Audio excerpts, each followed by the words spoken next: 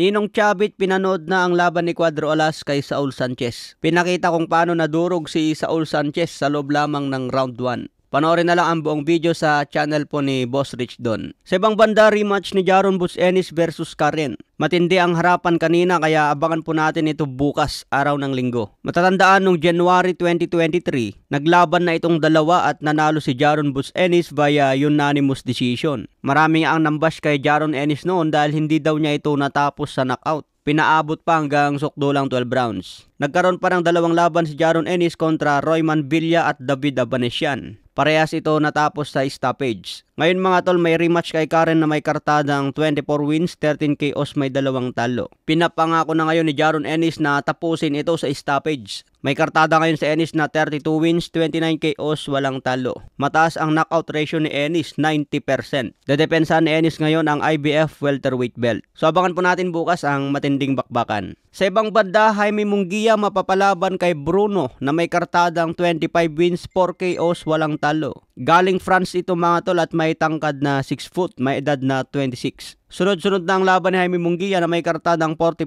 wins, 35 KOs, may 1 talo. Nakuha ang 1 talo laban kay Canelo Alvarez. Matatandaan katatapos lang ang laban ni Jaime Munguia ngayong September kontra Eric Bazinian.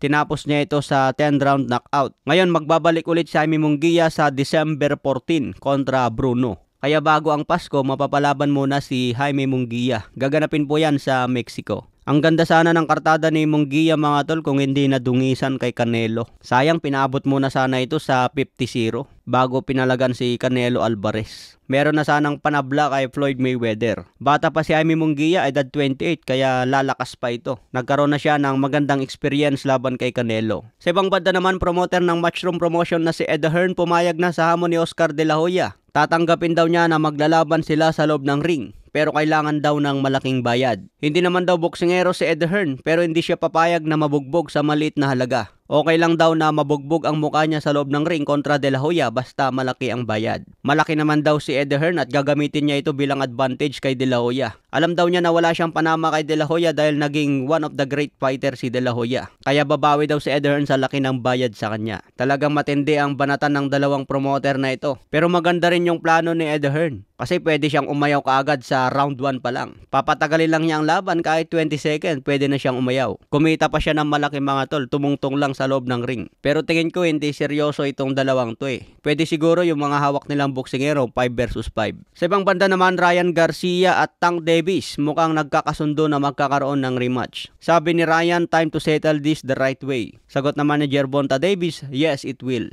So kung magkaroon pa ng rematch itong dalawang ito, maganda kung wala ng rehydration clause para may palag naman si Ryan Garcia at magamit niya ang height advantage.